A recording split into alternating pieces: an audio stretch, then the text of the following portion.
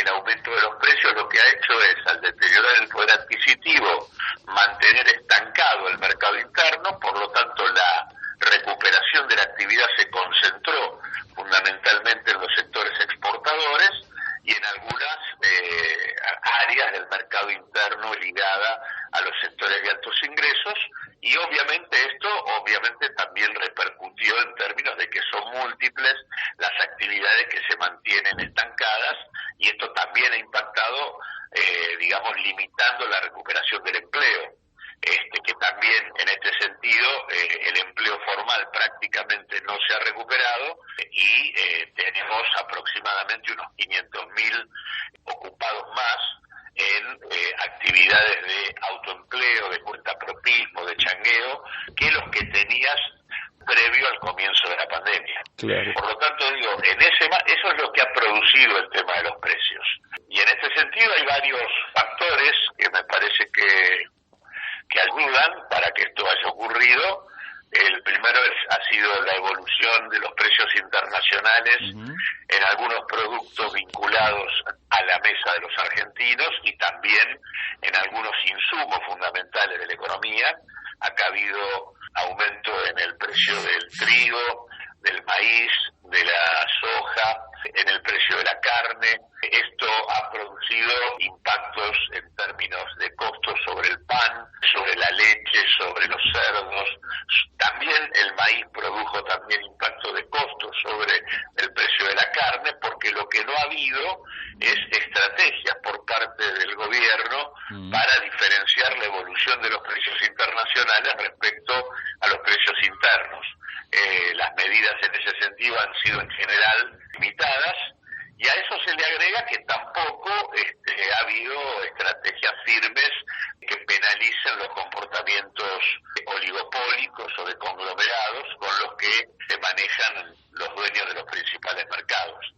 Y el tercer aspecto es que en un contexto de inercia inflacionaria, como es propio de una economía como la Argentina, lo que vos tenés es que parar la pelota en algún momento, con lo cual ya hoy prácticamente la solución es, además de establecer regulaciones que diferencien el comercio internacional de los precios internos y de disciplinar los mercados, tenés que ir a un congelamiento de precios, fundamentalmente de alimentos y de insumos, porque también, por ejemplo, fruto de la demanda china y norteamericana, también hubo un aumento muy importante del acero en términos internacionales, que ha impactado sobre electrodomésticos, sobre construcción y demás, como un insumo muy importante en la producción local, ¿no? Así que bueno, todas estas cosas son las que hay que hacer. Claramente el gobierno necesita, de cara a tanto respecto a lo que ha sido su compromiso político en términos electorales, como de cara a lo que viene, acá está siendo imprescindible una cruzada contra la pobreza en el marco de un plan antiinflacionario. Eso es lo que está haciendo falta en el contexto actual, más allá y sobre todo además en el contexto de situaciones de restricción sanitaria que se están imponiendo por la fuerza de los hechos, porque otro de los elementos que el gobierno no esperaba que ocurriese era que el gobierno no pensó que la pandemia iba a estar como está en el curso de este año. Por eso incluso en el presupuesto no se incluyeron las ayudas y los apoyos por parte del Estado ligados a esta problemática, y en ese sentido hoy el tema del IFE o de un ingreso universal para la población informal y desocupada, la necesidad del ATP para las empresas y demás, empieza a ser una necesidad absolutamente impostergable. Así que bueno, lo que creo es que hay una diferencia muy fuerte entre lo que el gobierno creyó que iba a pasar y lo que está pasando. El gobierno creyó que iba a poder tener un acuerdo rápido con el fondo y sin condicionalidades, y eso no ocurrió. El gobierno creyó que la pandemia iba a estar controlada y no lo está. Consecuentemente, el presupuesto que presentó no es el que necesita hoy, y al mismo tiempo creyó que la recuperación de la actividad económica iba a tener impactos en el empleo y los salarios y los ingresos, y esto tampoco ocurrió. Por lo tanto, me parece que hay varias cosas que corregir en ese sentido, ¿no? Claro. Ahora, Claudio, en el contexto en el cual se da, haces este análisis, digo, da como la sensación de que hay hechos externos que uno tendría que adivinarlos para tomar medidas. Hay algunas políticas que parece ser que tienen un cierto grado de mora, y el hecho del presupuesto, tal cual vos lo decís, porque hay un 20% destinado como subsidio a la exploración petrolera. No obstante, tiro mi pregunta por este lado, porque en charlas que teníamos con Alcira Argumedo nos decía, las mineras evaden 8.000 millones, no se sabe qué pasa en la hidrovía, es decir, tampoco en las previsiones del gobierno está normalizar esta situación. ¿No es muy difícil administrar la pobreza sin, digamos, darse la cabida, y coincido con vos, en una política que nos permita recuperar no solo los resortes, sino controlarlos hoy y cobrarles lo que hay que cobrarle?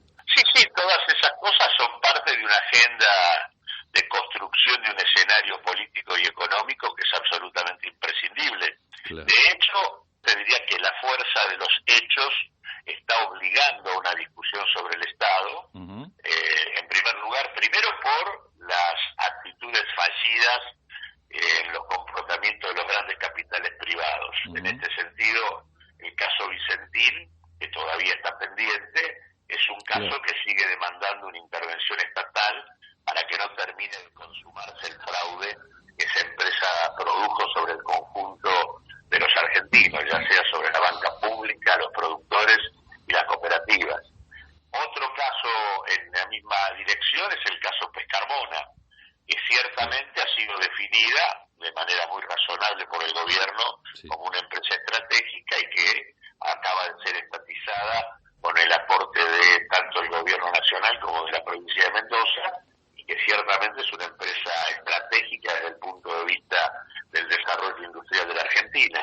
Del mismo modo, todas las concesiones vinculadas a la experiencia de los 90, tanto la vinculada a la hidrovía como a los puertos y demás, están hoy caducando. Por lo tanto, hay una discusión que dar, y de hecho se está dando respecto al tema de la hidrovía y cómo va a quedar la concesión futura. Está en discusión también la puesta en marcha del canal de Magdalena para garantizar la salida, digamos, por aguas argentinas, y no seguir con el sistema actual en donde los barcos directamente pasan por Montevideo en lugar de salir por aguas nuestras. Todos estos elementos están obligando a un debate del Estado, en donde lo que obviamente hay que hacer es recuperar los dólares que perdemos y la recaudación que perdemos como resultado de esas políticas neoliberales que se llevaron adelante. Es una tarea de reconstrucción del aparato estatal absolutamente imprescindible, y que sobre todo es imprescindible en una economía como la Argentina, que necesita los dólares que produce como el agua, y no que tengamos tanto en el terreno del comercio de granos como en el terreno de la minería o de los hidrocarburos, salidas de exportaciones por declaración jurada que llevan implícitos procesos de subfacturación de exportaciones, por lo tanto de menor recaudación de impuestos, y en muchos casos experiencias de contrabando que ciertamente están al orden del día en el comercio exterior de la Argentina. Así que todo eso está dentro de la agenda de discusión. De hecho, por ejemplo, de lo que era el debate inicial respecto al tema de qué se iba a hacer con la concesión de la hidrovía, ya por lo pronto ya se está discutiendo que la nueva concesión no incorpore el tema del peaje. Eso pone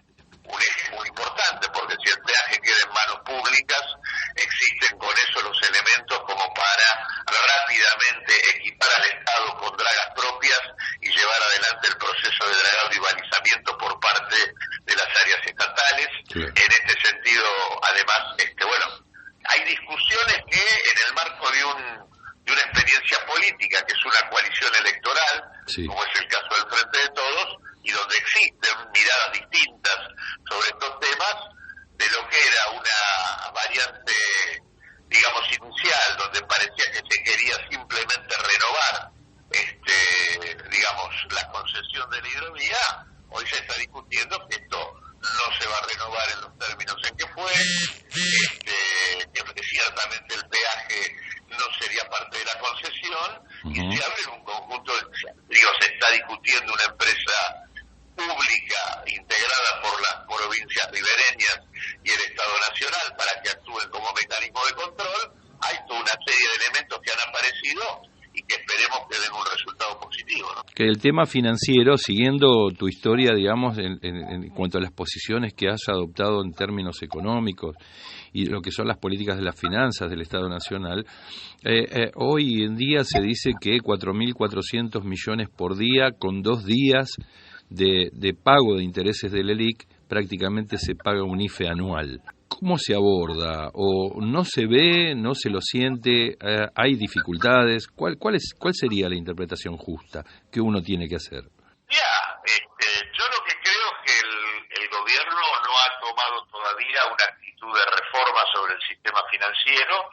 Sí tiene una administración distinta que se expresa en un hecho objetivo, que es se ha recuperado desde que asumió el gobierno para acá la cuestión del crédito. Sí. O sea, vos tenías el ELIX con tasas del 80%, hoy tenés el ELIX con tasas del 38%. Sí. Y no tenías crédito, y el Banco Nación terminó el año 2020 con 240.000 millones de pesos de créditos otorgados para 115.000 unidades económicas, dominantemente créditos a pequeña y mediana empresa, y con tasas que están por debajo de la tasa de inflación. Obviamente no está de alguna manera resolviendo el problema, pero el financiamiento, digamos, en la administración que se está llevando adelante, el financiamiento para las empresas apareció, cosa que no existía. Sigue estando pendiente el debate respecto a la reorganización definitiva del sistema. Está claro que hasta el momento el sistema financiero funciona capturando beneficios, financiando la deuda pública. En realidad eso es efectivamente lo que significan las LELIQs, digamos, financian al Tesoro, y me parece que, bueno, eso obviamente exige una reorganización del sistema, y ahí, bueno, tenemos todavía la ley de entidad financiera de la dictadura militar. Y esto merece un debate en profundidad que todavía no se ha abordado, ¿no? Respecto de lo que son las utilidades de las empresas en un contexto de pandemia, donde también es cierto, no es muy usual poder abordar un análisis respecto de lo que uno venía haciendo periódicamente en un contexto distinto, en un mundo distinto. Ese mundo, digo, que avisorás que se viene, ¿cuánto de distinto tendrá y qué significará para los argentinos en términos de ir al supermercado? Te pregunto esto porque se producen situaciones en las cuales uno se termina preguntando, ¿no será hora que se utilice esta herramienta que tiene el Estado como la ley de subversión económica? ¿Como la ley de? Subversión económica. Mira, yo creo que, digamos, nosotros, a partir de los datos del INDEC, mostramos la distribución del ingreso durante el año 2020, se agravó, se hizo más desigual.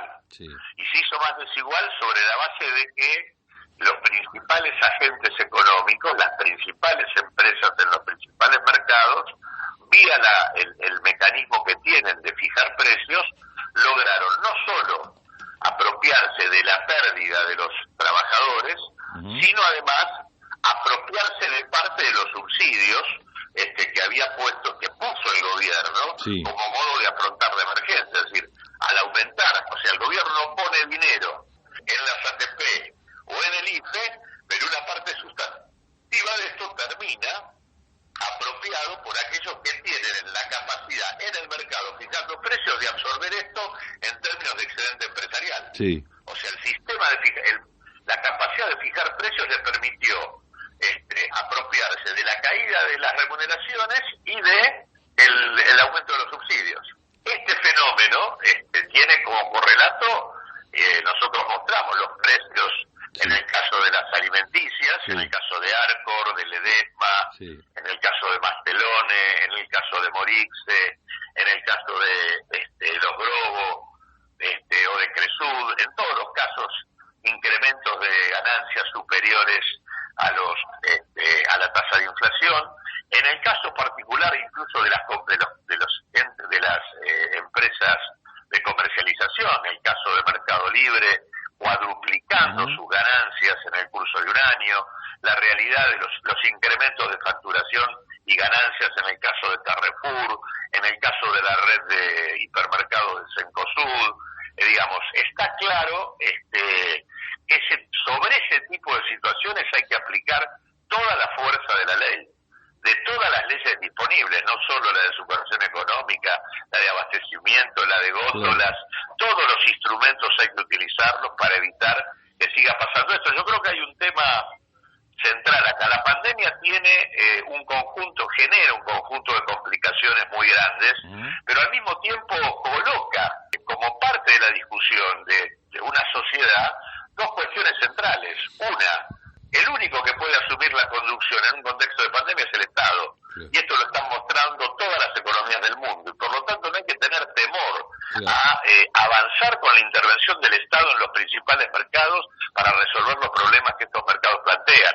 Y en segundo lugar, que este mundo no se salva cada uno por sí solo. En un contexto de pandemia, la cuestión de la solidaridad es algo que prima respecto a los comportamientos individuales. Por lo tanto, el tema de inducir comportamientos por la vía de la política pública y de las normas que el Estado tiene que imponer para garantizar que el comportamiento de los precios sea el que debe ser en función de la sociedad que uno quiere construir es absolutamente imprescindible. Ahí me parece, y esto tiene que ver con lo que vos decías en la primera pregunta, me parece que el gobierno sabe lo que está pasando, creo que practicó una política de acuerdo intentó una política de acuerdo con los formadores de precios. Creo que eso claramente no ha dado resultado y creo que es hora de modificar la estrategia. Ciudadano, como argentino, ¿cómo crees que nosotros podemos ayudar de alguna manera, si bien el protagonista principal y responsable es el gobierno y el Estado, para direccionarnos en este sentido que nos estás marcando? Mira, yo lo que creo que habría que organizar son mesas de concertación y control por cadena de producción, en donde debieran participar. Esto es algo, el tema de la participación organizada de la comunidad en la decisión es una clave central para discutir el tema de los mercados. Los mercados no son abstractos. En cada mercado hay trabajadores, en cada mercado hay productores grandes, pequeños, grandes grupos empresarios, grandes empresas locales, extranjeras, y cada mercado es un mundo. Cada cadena de producción es un mundo, y muchas veces en esas cadenas hay algunos que tienen, por diferentes razones, por cuestiones de orden técnico, por cuestiones de concentración, por diferentes cuestiones, son los que condensan y capturan buena parte de los excedentes de esa cadena de producción, porque pueden hacer abuso de la posición dominante que tienen por diferentes cuestiones, porque tienen una ventaja tecnológica, porque tienen porque tienen un poder de mercado especial, por lo que sea. Y la verdad es que la tarea política central es cómo, como Estado, vos articulás a los diferentes actores de esa cadena, a los pequeños y medianos productores, que están en general afectados por eso, que pueden fijar condiciones, a los trabajadores, a los consumidores de lo que esa cadena produce, y con todos ellos de tu lado, fijarle reglas y condiciones a los que hacen abuso de poder dominante. Eso es una construcción política. Y del mismo modo que digo esto, también el Estado tiene que alentar otros oferentes, no siempre los mismos, tiene que alentar otros canales de distribución, de manera tal de ir rompiendo la lógica de carácter monopólico que caracteriza al conjunto de la actividad económica de la Argentina. O sea, hay una tarea de construcción política que bien tiene que acompañar la orientación de una regulación del sistema de precios. Y eso implica armar por cadena de producción la participación de los actores que en cada cadena participan. Bien. Ahora, siguiendo esta línea, apegándome un poco, digamos, al grado de participación y compromiso de los sectores sociales, incluso productivos, ¿no hubiese estado bueno a lo mejor que el gobierno haya convocado en el próximo acto electoral, aprovechando que los argentinos se expresaban, hacer una consulta popular, tal vez no de carácter vinculante, y preguntarles en el mismo día del voto si preferían los argentinos que la hidrovía esté controlada por nosotros, independientemente de que acá, lógicamente, algún gerenciamiento de alguien tiene que haber? Mirá, los mecanismos de participación popular en las decisiones para mí son un ingrediente fundamental de la profundización que necesita la democracia argentina, y son imprescindibles para ganar poder político a la hora de disciplinar a los actores que es evidente que tienen comportamientos que van a contramano de las necesidades que el pueblo argentino tiene. Claro. Por lo tanto, eso son cosas que el gobierno tiene como instrumento posible para poder acompañar las políticas que necesita llevar adelante. Claro. Así que sí, efectivamente sería un eje, podría ser el caso. Pero vuelvo a insistir, además de consultas, hay que organizar en cada tema a los actores correspondientes de manera tal, vos tenés hoy todo un conjunto de áreas estatales que fueron desarticuladas y destruidas por parte de la experiencia menemista en el momento en donde se le cedió el dragado y balizamiento, que esto lo hacía el Estado, no es que no lo hacían los privados, lo hacía el Estado hasta que comenzó la década de los 90. Claro. Hasta 1995 fue el Estado el que dragaba. Por lo tanto, ahí tenés todo un conjunto de sabiduría y de trabajadores que mantienen, la historia, la memoria y la capacidad para poder llevar adelante una estrategia en ese terreno. Del mismo modo que tenés actores que están siendo afectados por el desarrollo que han tenido los puertos privados y los procesos de su facturación de exportaciones o de contrabando. Por lo tanto, lo que uno tiene que hacer en cada política que tiene que llevar adelante es juntar a aquellos que han sido damnificados para poder articularlos como Estado y poder disciplinar a aquellos que hacen abuso de poder dominante en cada experiencia. Eso es lo que hay que hacer, hay que organizar la participación de la comunidad. De lo contrario, uno termina como Estado encerrado. La gestión se encierra porque terminás discutiendo con los mismos de siempre y por lo tanto es muy difícil cambiar las cosas. De eso se trata. Perfecto, desde ya como siempre te quiero agradecer tu tiempo y esta jugosa y valiosa charla, ¿no? Respecto de tu visión en cuanto a múltiples temas que de resolverse hacia la solución de muchos problemas de los argentinos, Claudio. No, al contrario. Fuerte abrazo, gracias. Abrazo. Chao, hasta luego. Abrazo. Chao, hasta luego. Abrazo. Chao, hasta luego.